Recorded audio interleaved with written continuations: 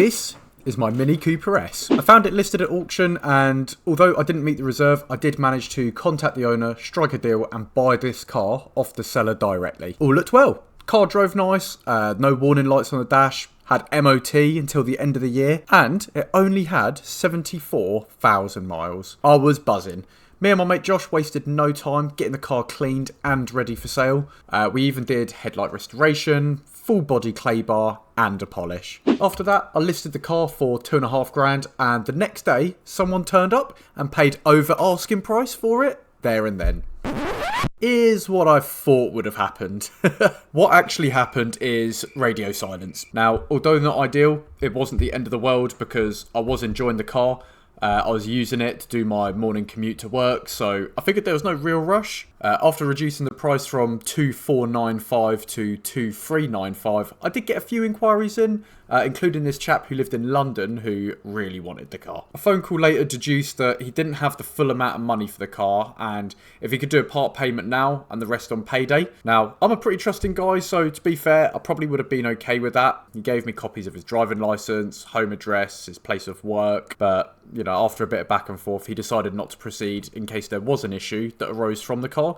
He'd still be on the hook for that money, which, you know, is totally fair enough. And with what happened next, probably for the best. A short while after that, I dropped the price to $1,995. Somehow still didn't have really any genuine interest for a while. I was quite surprised, to be honest. I thought this was a mega car for such a small amount of money, until I learned why.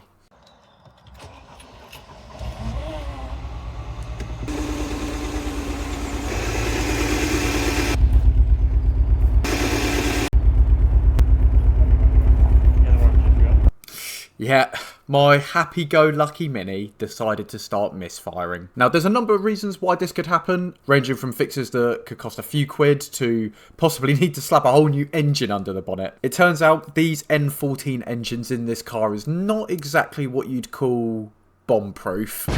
Now, normally I would have just taken it to my mechanic, find out how bad it is, and then review my options. However, the car has been for sale for so long, I was just so done with seeing it parked outside my house. And this misfire was the final nail in the coffin. This happened just before I bought what is probably the world's cheapest Jaguar XKR 400. Video is on the channel if you want to check that out. So, to be honest, my attention has kind of shifted to that anyway. Now, although I took this listing off Facebook Marketplace when the misfire developed, I forgot to take down the Auto Trader listing. And I received a call first thing the other morning. When the guy asked me if it was available, I was just honest with him and I explained that unfortunately the reason I haven't sold the car yet is that it's developed a misfire and I don't feel comfortable selling it in that condition, especially not for $2 grand. I explained to him that I didn't really have a need for this car anymore and that if he wanted to make me an offer for it, but he's welcome to. The main thing he wanted to know was that it ran and drive, and to be fair, it does. It's just clearly low on power. He was coming from about half an hour away and wanted to know if it would make it home. To save him setting up the temporary insurance and everything, I just offered to deliver the car to his address, which would also give him peace of mind that he wouldn't need to drive a misfiring car that he's never driven before, about half an hour home. With that in mind, I told him, just make me an offer. Whatever you offer, you're not going to insult me. I just need this gone. And he actually said he'd like to start negotiations at $1,350, but if I wanted more, obviously we can have that conversation. Honestly, $1,350, that was more than what I was expecting anyway. Knowing there's a chance that this could be a serious issue, I explained that I'd be more than happy to deliver it for $1,350, but obviously on the understanding that I don't know how big or small this project was going to be. Chap was more than happy, really understanding, so that evening we nursed the car over to the buyer, did the deal, and that was that. So, shall we have a look at the numbers? I mean, we lost money on it, so I guess the answer to can an idiot flip an auction car for a profit is a big fat no. Let's break it down. Right, we're going to use this top-level professional Word doc. Right, so the car cost was £1,500, so actually paying the seller of the vehicle, it was 1,500 quid to get the car. 2 months in tax and insurance was about 70 quid. I won't include petrol because, if anything, I actually saved money driving the Cooper S to work rather than my F-Type. Now, I also bought a DA polisher, some compound, and some other like car care bits and pieces.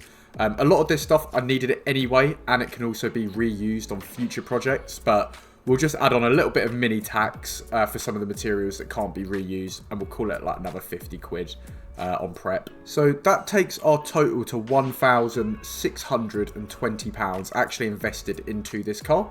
And obviously we sold it for $13.50. So we're actually looking at a total profit of minus £270, also known as a fat L.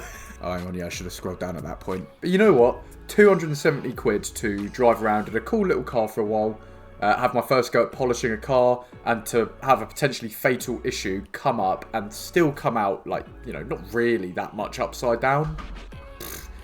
It's really a minor tuition cost. I mentioned earlier, I'm currently working on restoring a Jaguar XKR, so this money, this money, I think is going to be better spent being sunk into that rather than being tied up on a Mini that, you know, I'm not even using anymore. So yeah, that's why it's been a bit of a late update on this Mini. I do apologise about that, but it's done now. For now, I'll probably be focusing on the XKR project, and I'd love for you guys to come join me on that journey. I'll catch you then. Other than that, peace out.